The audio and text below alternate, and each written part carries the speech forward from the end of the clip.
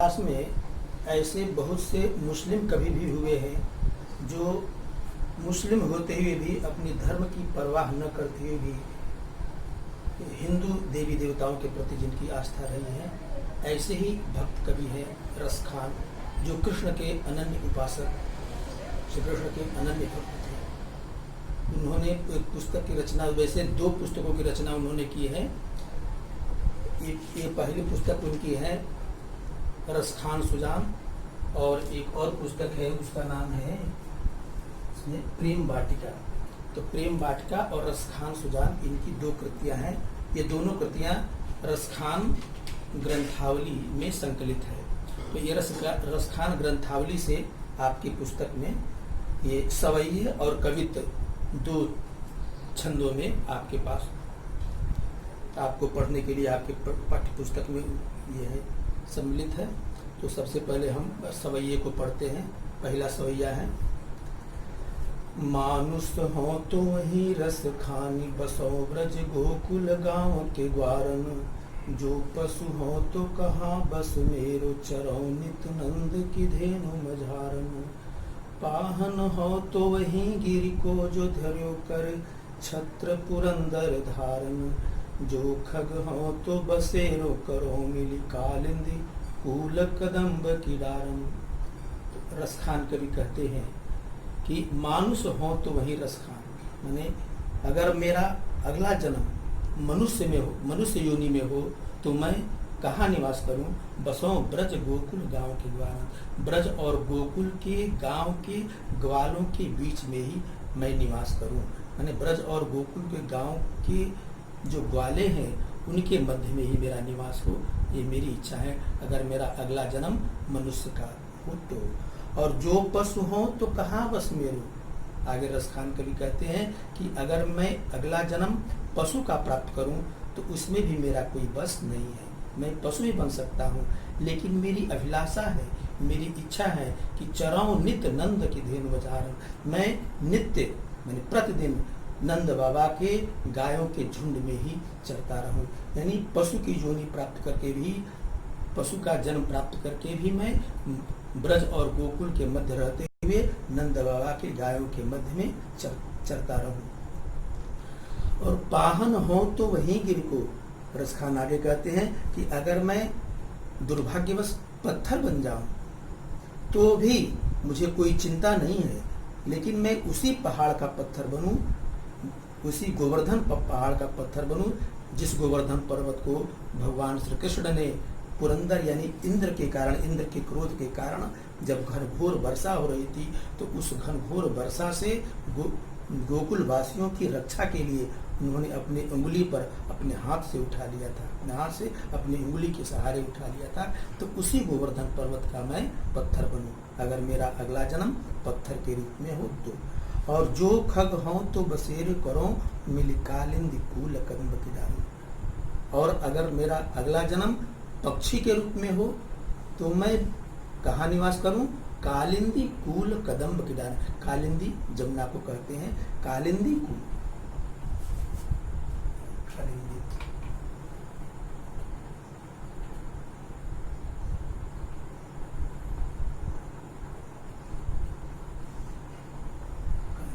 यमुना का पर्यायवाची शब्द है। कूल, कूल माने किनारा।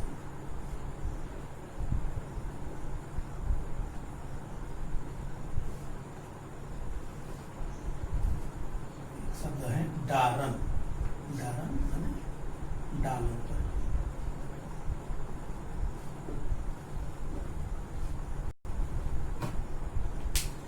तो रस खान कहते हैं कि जो खग हो तो बसेरे करो मिली कालिंदी कूल कदम्ब की डाली। अगर मैं मेरा अगला जन्म पक्षी के रूप में हो, यानी मैं पक्षी की जोनी में भी पैदा हूँ, तो मैं जमुना के किनारे स्थित कदम्ब की डालों पर ही उन पक्षियों के साथ अपना बसेरा बनाऊं, अपना घोंसला बनाऊं, यानी उन पक्षियों के साथ निवास करूं जिस पर कि और भी पक्षी जमुना के किनारे कालिंदी यानी जमुना के किनारे जो कदम्ब की डाल है उस पर ही मैं निवास करूं। तो कहने का तात्पर्य है कि रस खान मनुष्य, पशु, पक्षी और पत्थर किसी भी योनि में प्राप्त करके भगवान श्री कृष्ण से अपनी समीपता चाहते हैं और श्री कृष्ण की पहचान के रूप में जो गोकुल और गांव है उन्हीं से हम अपना सामीप्य चाहते हैं, सानिध्य चाहते हैं। अब यहाँ पर देखिए काव्यगत सौंदर्य में यहाँ कवि की कृष्ण भक्ति मुखरित हुई है, यानी कृष्ण के प्रति अपार जो उनकी भक्ति है यहाँ पर प्रदर्शित हो रही है। रसखान जन्म जन्मांतर में भी श्री कृष्ण से अपनी समीपता चाहते हैं। अब इसकी भाषा, ये जो जितनी सवैया छंद है रसखान की, इसमें इसकी जो भाषा है ब्रज भाषा है, सरल ब्रज भाषा, और शैली सभी सवैया छंद की शैली मुक्तक मधुर तथा सरल। मुख्य रूप से मुक्तक शैली है, मधुर और सरल तो उनकी भाषा है। तो मुक्तक, मधुर और सरल इनकी शैली है। और तीसरा है रस। रस में इसमें भक्ति रस का प्रादुर्भाव हुआ है, भक्ति रस है, छंद है, सवैया है, गुण, माधुर्य, शब्द शक्ति, अभिधा और अलंकार में इसमें अनुप्रास अलंकार कहाँ पर है? पहली पंक्ति में देखेंगे बसों ब्रज, ब वर्ण की आवृत्ति हुई है, बसों ब्रज। ऐसे ही मेरु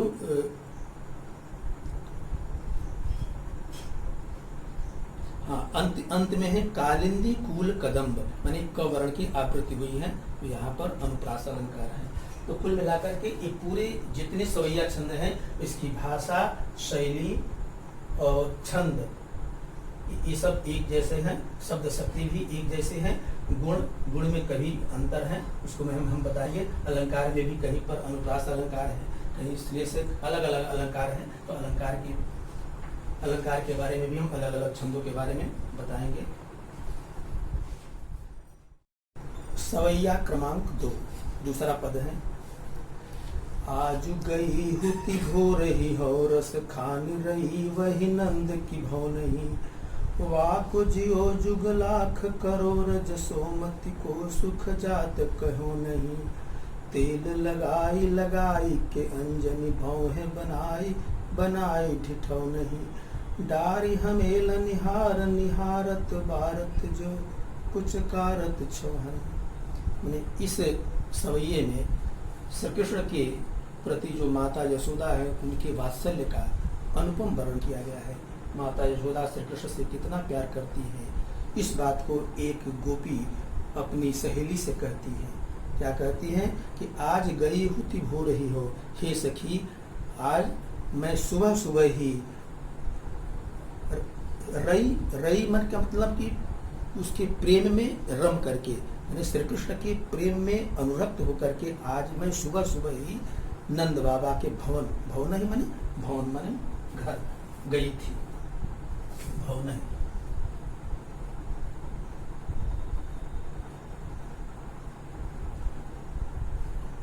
इसको भवन कहते, भवन मकान।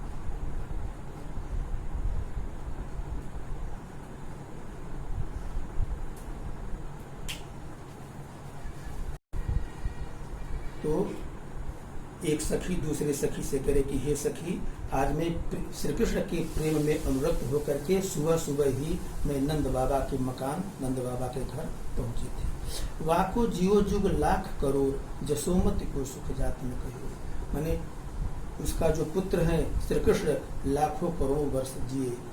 जसोदा को श्री कृष्ण को देख करके जो सुख हो रहा है उसको कहा नहीं जा सकता, उसका वर्णन अपने मुंह से नहीं कर सकती। सखी कह रही है कि हे सखी वह माता यशोदा तेल लगाई बालक श्री कृष्ण को, कि बालक श्री कृष्ण के शरीर पर तेल लगा करके और उनके आँखों में लगाई के अंजन माने काला अंजन काजल लगाकर और उनकी भौं बनाई, उनके भौहों को बना करके और बनाए बिठौना उनके माथे पर एक काला टीका लगा करके ताकि उनको कोई टोना टोटका न लगे, और डारी हमेलन हार और उनके गले में हमेलन हार एक विशेष प्रकार का हार जिनको बालकों को पहनाया जाता है जो सोने की मुद्राओं का बना होता है, ऐसे हमेलन हार को उनके गले में डाल करके और उनको निहार रही हैं, बार बार देख रही है और अपने को न्यौछावर कर रही है और उनको जो पुचकार रही है, बार बार पुचकार रही है, उसका वर्णन करना बहुत ही कठिन है। तो इस पद्य में, प्रस्तुत पद्य में बालक श्री कृष्ण के प्रति माता यशोदा के वात्सल्य का मनोरम चित्रण किया गया है। भाषा वही ब्रज भाषा, शैली मुक्त, मधुर तथा सरल, जो पहले छंद में है। ये सभी सवैया छंदों में एक ही शैली है। यहाँ पर रस बदल गया है, ऊपर भक्ति रस था, यहाँ पर वात्सल्य। एक माता और पिता का जो पुत्र के प्रति प्रेम होता है उसको कहते हैं वात्सल्य भाव। तो वात्सल्य रस इसमें है। छंद वही है, सवैया छंद। गुण या गुण भी यहाँ पर बदला हुआ है। पहले छंद में माधुर्य गुण था, इसमें प्रसाद गुण है। प्रसाद माने जिसको पढ़ करके, इसको समझ करके मन में प्रसन्नता, आनंद की प्राप्ति हुई, यह प्रसाद गुण है। शब्द शक्ति अभिधा है। अलंकार इसमें देखिए अनुप्रास और पुनरुक्ति। अनुप्रास अलंकार कहाँ है? देखिए पहली सवैया की दूसरे सवैया की पहली पंक्ति में रसखान रई, इसमें र वर्ण की आवृत्ति हुई है। ऐसे ही हमेलनिहार, चतुर्थ पंक्ति में हमेलनिहार ह वर्ण की आवृत्ति हुई है। यहाँ दोनों जगह रसखान रई और हमेलनिहार में अनुप्रास अलंकार है। और आगे तीसरी पंक्ति में तेल लगाई लगाई के अंजन, तो लगाई लगाई दो बार इसकी एक ही वर्ण की, एक ही शब्द की आवृत्ति हुई है। यहाँ पर पुनरुक्ति प्रकाश है। ऐसे ही भौहे बनाई बनाए ठिठौने, तो यहाँ पर बनाई बनाई भी दो बार आया है। यहाँ पर पुनरुक्ति प्रकाश अलंकार है। पद क्रमांक 3। इस पद में श्री कृष्ण के बाल सौंदर्य का अनुपम चित्रण किया गया है। धूरी भरे अति शोभित श्याम जुतैसी बनी सिर सुंदर चोटी, खेलत खात फिरे अंगना पग पैजनी बाजती पीरी कछौटी, वा छवि को रस खानी बिलोकत वारत काम कला निज कोटी, काग के भाग बड़े सजनी हरि हाथ सुले गयो माखन रोटी। रसखान कवि कहते हैं कि एक सखी अपनी दूसरी सहेली से श्री कृष्ण के सौंदर्य का वर्णन करते हुए कहती है कि धूल भरे अति शोभित श्याम जो, श्याम श्री कृष्ण धूल भरे, धूल से भरे हुए अत्यंत सुशोभित हो रहे हैं, सुंदर दिख रहे हैं। और वैसे ही सुंदर उनके सिर पर चोटी बनी हुई है। तैसी बनी सिर सुंदर चोटी, उनके सिर पर वैसे ही सुंदर चोटी सुशोभित हो रही है। खेलत खात फिरे अंगना, वह नंद बाबा के आंगन में खेलते खाते इधर से उधर घूम रहे हैं। पग पैजनी बाजती, उनके पैरों में पग, पग माने पैर,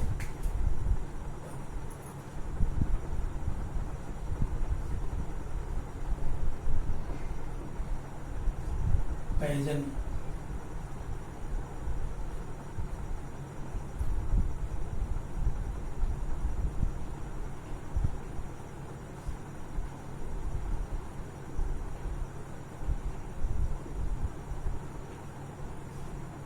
पाजेब भी कहते हैं, पाजेब, पायल भी कहते हैं, पाजेब पायल। छोटे बच्चों को माताएं पहनाती है।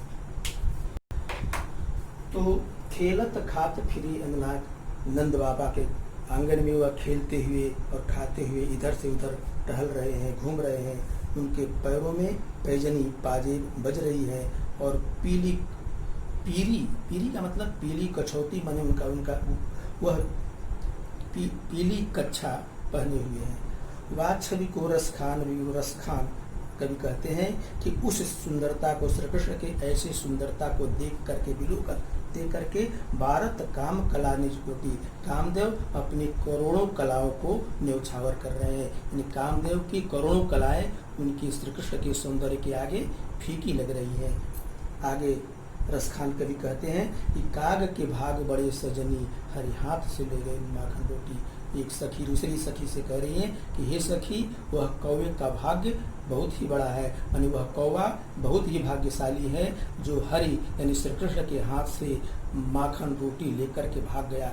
अर्थात उस कौवे को श्री कृष्ण के जूठन मक्खन और रोटी खाने का सौभाग्य प्राप्त हुआ। वास्तव में वह व्यक्ति बहुत ही सौभाग्यशाली है, वह जीव बहुत ही सौभाग्यशाली है जो भगवान के जूठे खाने को प्राप्त करता है, जूठे भोजन को प्राप्त कर ले। आगे इसका जो काव्यगत सौंदर्य है, प्रस्तुत पद में श्री कृष्ण के बाल रूप का मोहक चित्रण प्रस्तुत किया गया है। भाषा ब्रजभाषा, शैली मुक्तक, मधुर तथा सरल, पहले जैसे भी। रस में यहाँ पर श्रृंगार रस का वर्णन है, यानी श्री कृष्ण के सौंदर्य का वर्णन है, यहाँ श्रृंगार रस है।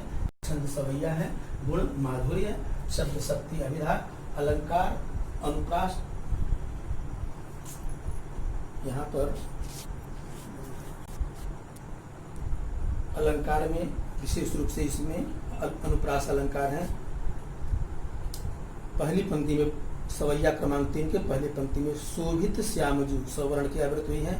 वैसे ही सिर सुंदर, उसी पंक्ति में सिर सुंदर, यहाँ भी स्वर्ण की आवृत्ति अनुप्रास अलंकार। ऐसे ही तीसरी पंक्ति के अंत में काम कला कवर्ण की आवृत्ति है। ऐसे ही चौथे पद में भी हरि हाथ हवर्ण की आवृत्ति हुई है। इसलिए यहाँ पर इस पूरे पद में अनुप्रास अलंकार की छटा दृष्टव्य है, दिखाई दे रही है।